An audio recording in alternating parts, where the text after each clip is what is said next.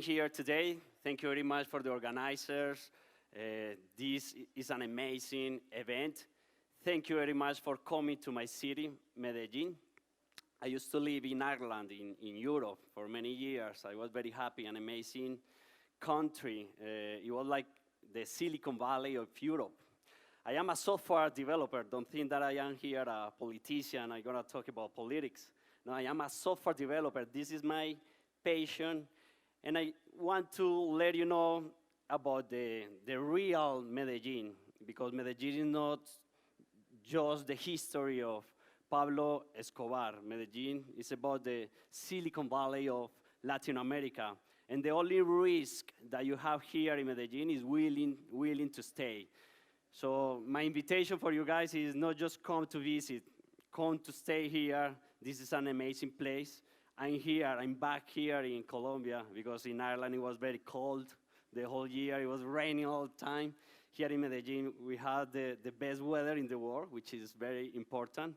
So if you guys, many of you guys probably work remotely, you can work remotely for your companies from Medellin. It's an amazing place. I'm gonna tell you the story of how Medellin passed from being the most violent cities in the world during the 90s to being today one of the most innovative cities in the world. Medellin is a city located in the north center of Colombia. It is the capital of Antioquia department. It has 2.5 million people, 4 million considering the metropolitan area. It has a very difficult geography. When you come from the airport, you see Medellin is a valley. It's surrounded by mountains. And there is the river Aburrá, which is crossing the city from the south to the north. It's really a complex region. Actually, at the beginning, people thought that Medellin was not a viable place to live because of the geography. But here we got 4 million people. Medellin started growing in a very disorganized way. Without a proper urban planning. It started growing from the center of the valley. And it was even worse during the Civil War of the 1940s. From 1940 to 1960, there was a civil war here in Colombia between the political parties, Liberal and Conservador. 300,000 people died in Colombia. And this caused the migration of several people from the countryside to the main cities. In Medellin, many people came to the city from the same department, from Antioquia, but they were treated in the city as migrants. So the people already living in the city, the rich people, moved the migrants that were actually from the same region, Antioquia, to the north of the city and to the top of the hills, where there were no access to proper public services like health, education, transportation. They didn't have access to proper employment. So this caused that in the city they were creating sort of mini cities, rich mini cities and poor mini cities. The rich cities had access to public services, to employment, while the poor mini cities didn't have access to education, to transportation, to health.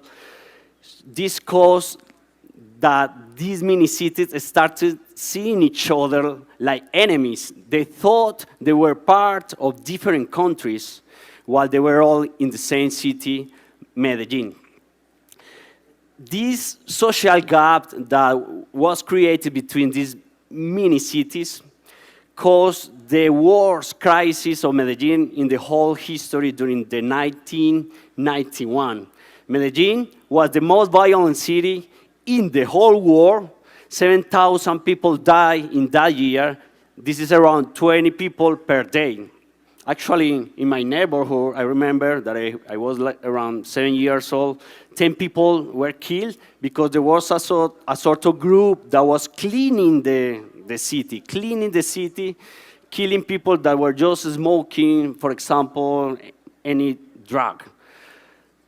My neighborhood was one of the most dangerous neighborhoods in Medellin, and that is in the world. In order to overcome this crisis, Medellin had to change. and the public sector, the private sector, the academy, and the citizen sit all together in order to start working in ICT projects, in innovation and in entrepreneurship, because Medellin was not a viable city to live, not just for the geography, but because of the violence that was happening in the city.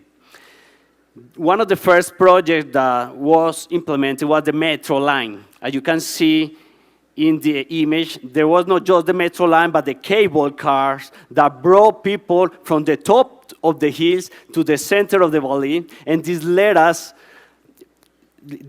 all the mini cities connect to each other, and the people from the top of the hill that didn't have access to transportation and public services started getting access to the public services and to the employment. This is the symbol of social inclusion, the first symbol of social inclusion in Medellin, because it helped to connect everyone, all those mini cities. The poor mini cities started getting access to public services, and all these mini cities started understanding that they were part of the same city, Medellin.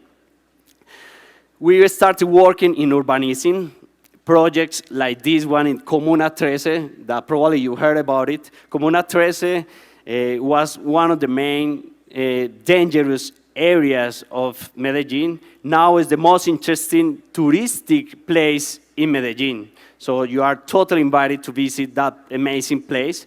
Ruta N, this amazing building, beautiful and impressive building, is the most important innovation and entrepreneurship institution in Colombia. Here, the public sector, private sector, the academy, and the citizens work all together in order to create innovative solutions for the industry and for social innovation problems.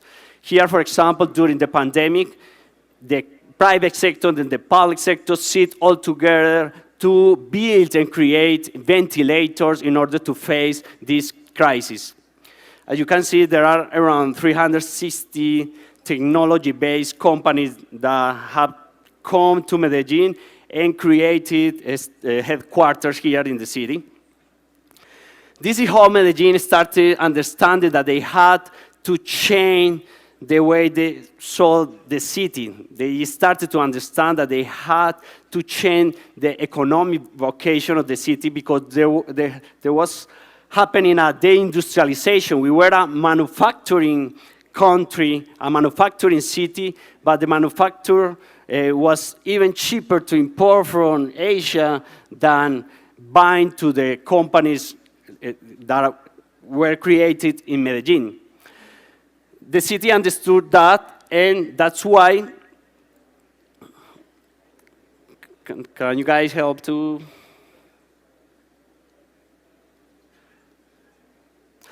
That's why the city elected a software developer as the mayor of the city. Daniel Quintero has been the youngest mayor of the city in the whole history.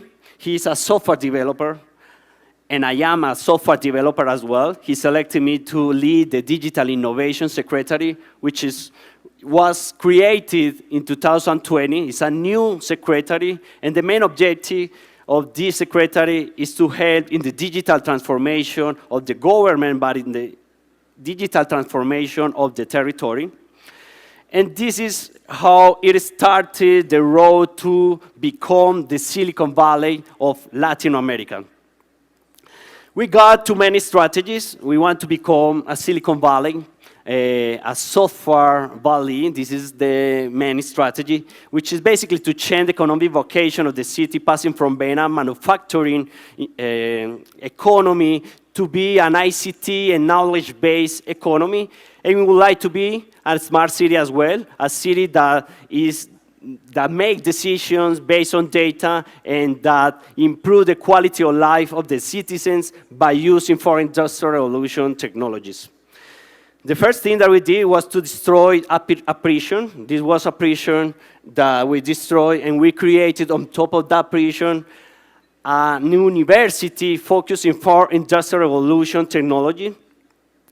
In this university, there are a lot of programs, but the one that I like the most is the specialized talent, which is basically a program that trains young people during 6 months, 4 months in the classroom, and 2 months productive projects in the industry. So during 6 months, we are planning to train 50,000 people in software development, data science, drones, big data, artificial intelligence, IoT, blockchain, and all the 4th industrial revolution technologies. Another project that I like the most is the Software Valley Centers. When I was talking about Ruta is the most important and impressive innovation and entrepreneurship institution in Colombia. As I told you, they created ventilators during the pandemic. When I was in the high school and the university, for me, Ruta, that impressive building, for me was something that unreachable, because I thought I had to be a genius or I had to have a very genius idea in order to knock the door in that amazing building. But I was wrong. Ruta is for everyone. And what I was thinking in that period, there are many people that think the same, and that's why they don't knock the door in Ruta. We are breaking and destroying that imaginary by creating small Ruta in the neighborhoods.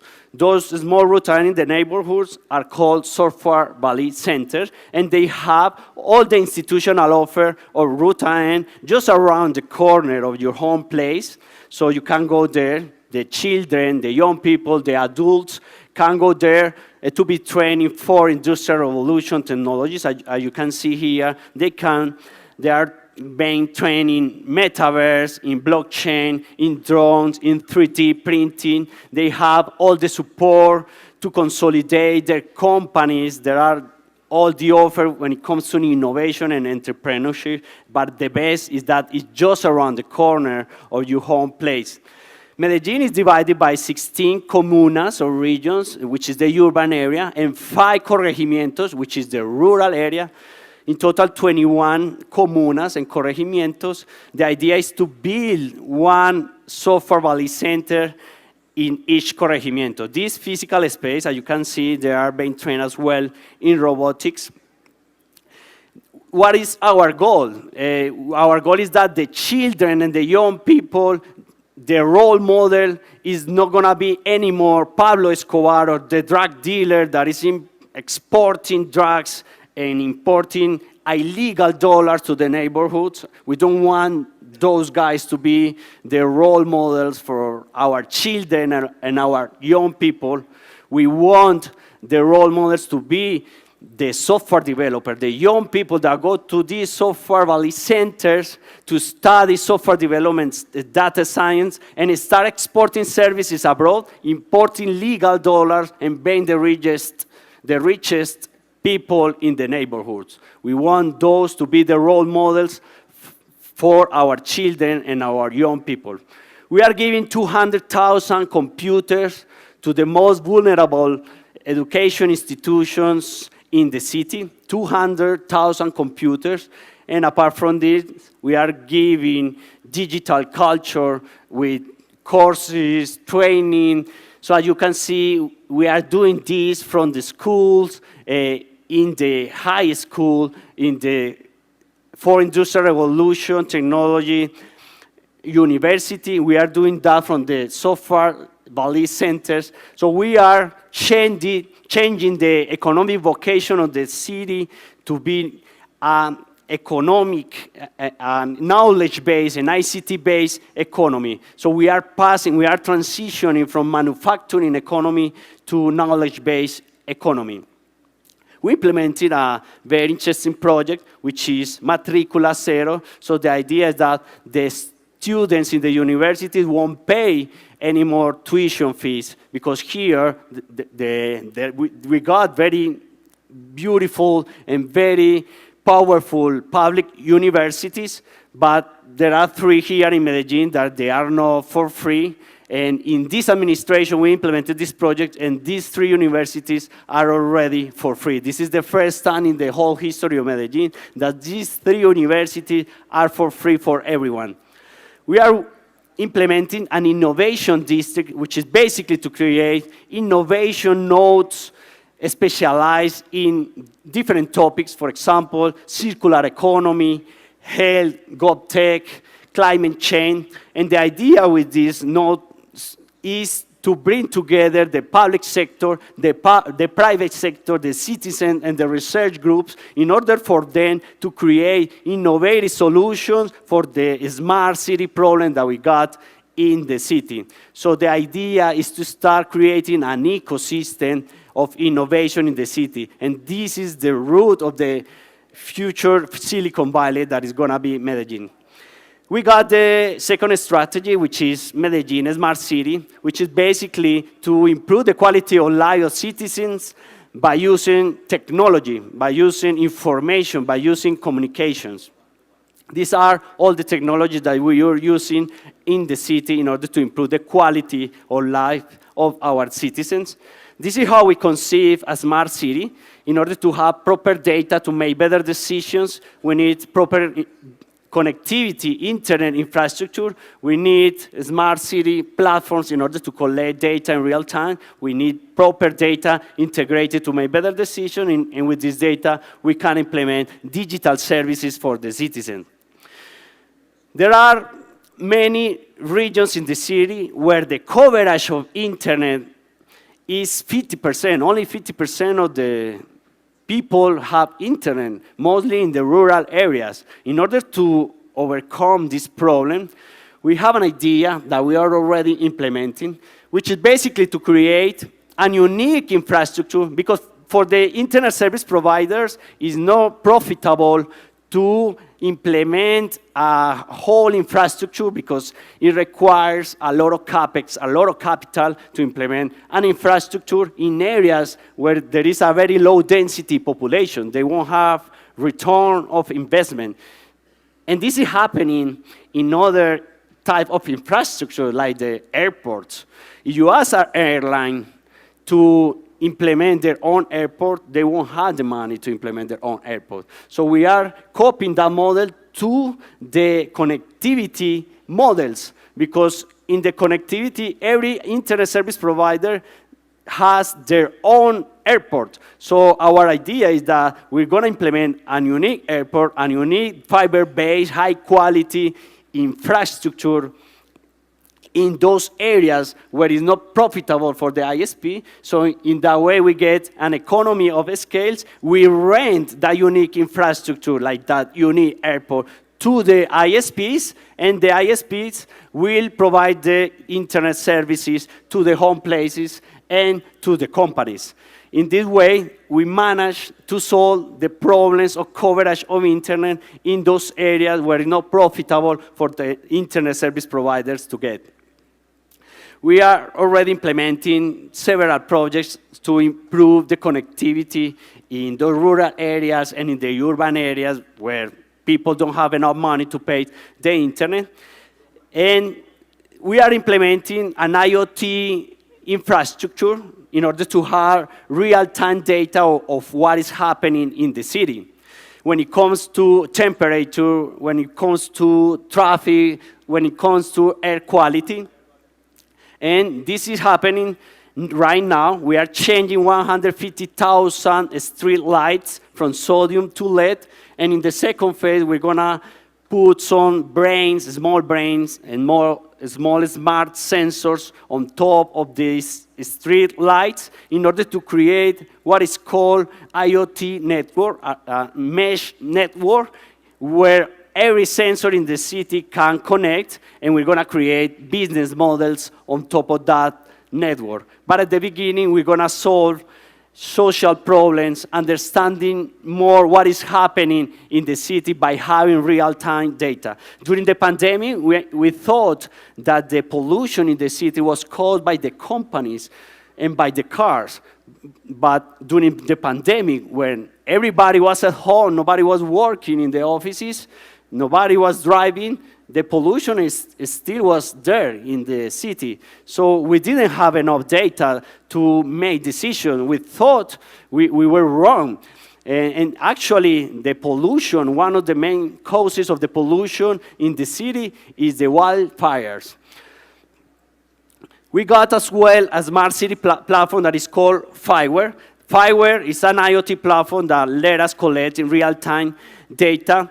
We selected Fireware because it's an open source platform where people in the future can download this platform, and all the software developers can create innovative solutions because it's open source. Anyone can download it and create innovative solutions and can sell this solution to more than 400 cities in the world that are using Fireware as a platform. When I selected Fireware as the main platform, a smart city platform for the city, I was not thinking about Medellin. I was thinking about the poor cities in Colombia that they don't have money or budget to pay a license from a private company. That's why I selected Fireware, and we are creating in the district, innovation district, we are creating an IHA called IHA Fireware, where we are working with all the software houses, software developers in the city in order for them to start creating innovative solutions for the smart city problems when it comes to mobility, security, education, and health in order to solve the problems on the city in an ecosystem. By having data, we will be able to solve the problems. This is an example of how we are solving problems with data. We managed to reduce by 30% the teen pregnancy in the city in just 2 years by having data that managed to focus better the territorial strategies in the city. We are providing other services to the citizens based on data. We created the reported mail where people can report problems in the territory when it comes to problems of street lights and traffic lights, potholes, and so on. We are integrating all the services that we got in the city in a unique super app. And we created an innovation lab called Medellin, which is a lab where we launch challenges in order to solve the smart city problems. For example, with this lab, we managed to get some companies that took internet of high quality to the rural areas by using TV white space, which is basically the spectrum of the TV. These are some examples of projects that we have implemented with the lab, and this is how Medellin passed from being the most violent city of the world in 1991 to be one of the most innovative cities in the world nowadays. Thank you very much.